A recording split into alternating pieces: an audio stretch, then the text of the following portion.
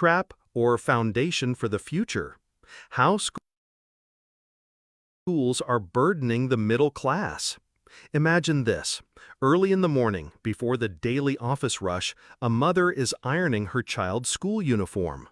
The father skips breakfast, worried about remembering the last date to pay the school fee. And the child? He's stuffing heavy books into his bag, his little shoulders already weighed down. But that innocent child doesn't know. Just to send him to school this month, his parents broke into their savings, postponed a furniture installment, and even delayed some essential medical tests. This isn't the story of just one household. This is the reality of millions of middle-class families across India, where education is no longer an opportunity, but is fast becoming a burden. Today, we will dive deep into this issue. But before we begin, if you're new to our channel, don't forget to subscribe so you never miss an update on our latest videos. Now, let's begin today's discussion without any delay. Let us tell you, there was a time when education was considered the most sacred investment. But today, that investment is breaking household budgets like an EMI every month. Sending a child to a good school is no longer just an academic decision. It has become a financial battle where parents constantly swing between their hopes and harsh realities. The real question is, are these schools truly worth the price we're paying? A Delhi-based chartered accountant, 𝐮𝐸𝐿, broke down this economic puzzle through hard data. In a viral post, she explained how middle-class parents are spending 40 to 80% of their annual income just on school fees, books, uniforms, and transport. And that's without factoring in hostels or coaching classes. Just the basic school-related expenses have become so high that people are literally mortgaging their futures to secure a future for their children. You may ask, does it really cost that much? Let's take a closer look at the numbers. Admission fees around 35,000 rupees. Tuition fees 1.4 lakh rupees. Annual charges 38,000 rupees. Transportation between 44,000 to 73,000 rupees. And books and uniforms cost 20,000 to 30,000 rupees. Add it all up, and the yearly cost of sending a child to an average school comes out to 2.5 to 3.5 lakh rupees.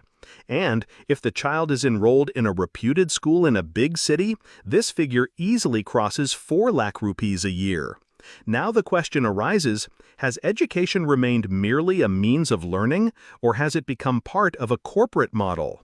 Schools, once seen as temples of learning and social service, are now increasingly functioning like fee collection management systems. Parents often need recommendations to secure admissions, and then pay fees in monthly installments like EMIs. Several fintech companies have even started offering loans and EMI plans for school fees, just like they do for buying a car or a smartphone.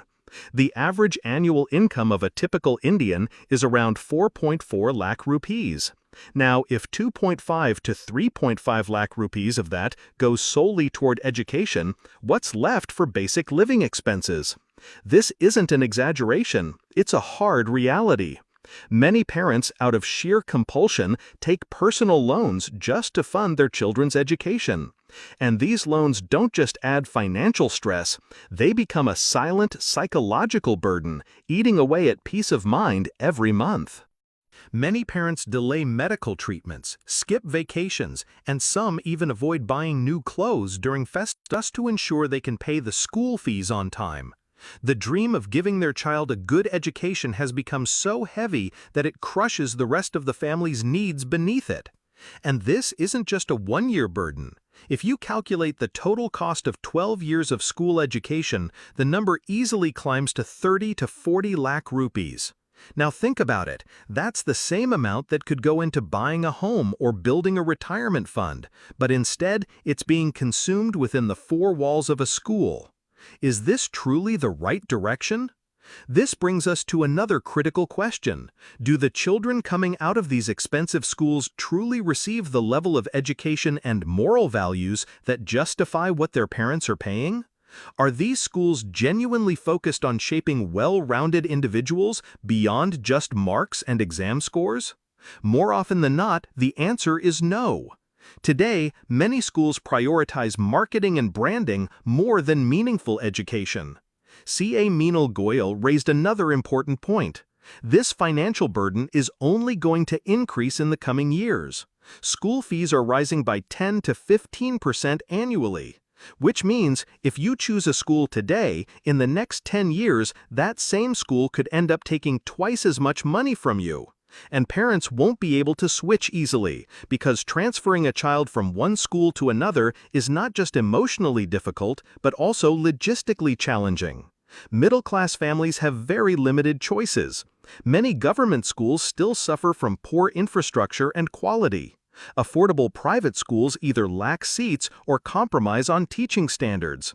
As a result, most parents are forced to turn to schools that break their budgets but raise the hope that their child might have a better future. Isn't it time we reevaluate this entire model? Do we really need to spend so much money when there are alternatives, like online education, homeschooling, or even improved government-run models that still offer honest and dedicated teaching? If this conversation doesn't begin today, then soon education may become a privilege reserved only for the rich, leaving behind the very families who believe in it the most. This isn't just about numbers, it's a battle of emotions. The parents who dream of seeing their children become doctors or engineers are sacrificing everything for that dream: their lives, their health, their own aspirations. And that's what makes this issue deeply human and profoundly emotional. If we truly want every child to receive quality education, then we must not only question the schools, but also the policymakers. Why has education been reduced to a product? Why can't it remain a service, something that reaches every child and is affordable for every household? Today's education system forces us to ask, are we really on the right path? And if not, where does the change begin? Can we rebuild a system where education is given with dignity, not just demanded through massive fees? Perhaps now is the time to redefine what a school truly means, not just buildings and uniforms, but a gateway to a child's future. And it's time to free parents from the monthly anxiety of that one dreaded SMS. Please pay the next installment of your child's school fees. If our video has taught you something new, do not forget to like and share this video so that this information can reach others as well. Your likes and shares are a source of inspiration for us. If you have any questions or suggestions, please let us know in the comments. It will be our honor to answer your questions and listen to suggestions. And yes, if you like our content, subscribe to the channel and press the bell icon so that you stay connected with every new story. Thank you. GRT Business YouTube channel sources: news from various news agencies, opinion polls, and other public sources. We try to ensure that every report and summary is accurate and verified, but we are not responsible for any dispute or error. Our aim is only to provide you with accurate information.